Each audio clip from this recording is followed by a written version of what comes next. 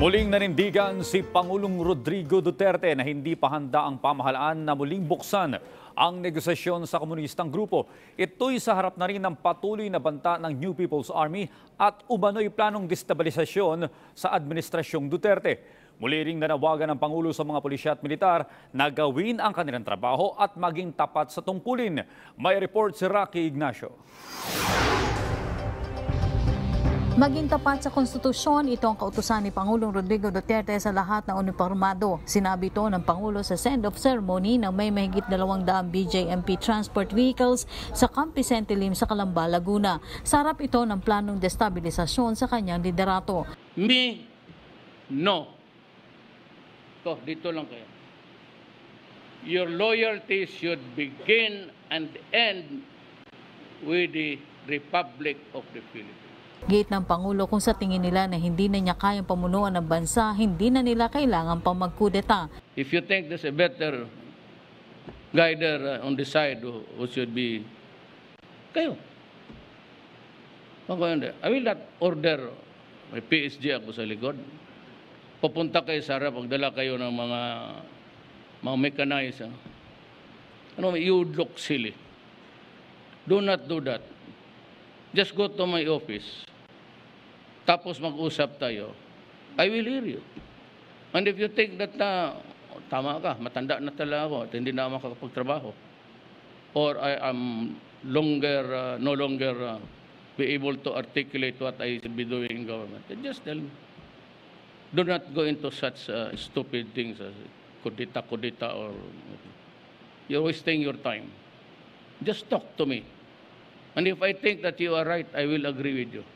And I will step down. Uwi na ako sa amin.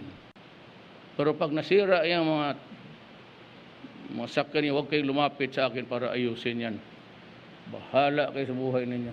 Ipinag-utos na rin ng Pangulo sa AFP, PNP at BJMP ang kahandaan sa patuloy na banta ng New People's Army. Nanindigan ng Pangulo na hindi pa handa ang gobyerno na bumalik sa peace negotiation sa komunistang grupo. Alam ng NPA to destroy the government, to destroy its functions of government, and to kill the soldiers, kill the policemen, kill everybody for the last 52 years. Yan lang ang binigay ng mga komunista sa atin. And every time you are itong mga leaders nila, kagaya yung bomb expert nila, talagang binantayan nila yon. And because they are everywhere now, they're able to penetrate government. Wala man ito, may party list. Kung naman in my desire really to just extend a helping hand, maybe I can succeed talking to them. Naipasok ko rin sa gobyerno. Mabuti na lang, ni-reject ng Congress yung appointments nila.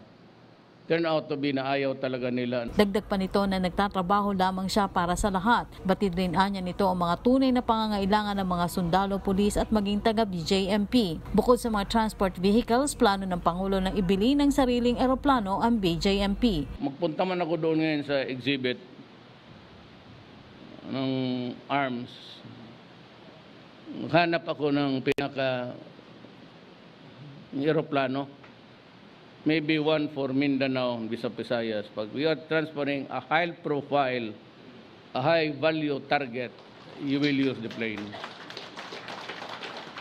You know, hindi ko kayo binibola. I'd rather lose 5 airplanes than rather lose a soldier or my guard or a policeman. Masakit kaya yan. So, ano ba naman yung basta magbili ako. Hindi anya biro ang dinaranas sa panganib ng mga jail guards sa tuwing may inihahatid na bilanggo sa kulungan. Be assured of my protection. All of us here, as long as we do it in the performance of duty. Rocky Ignacio para sa Bayan.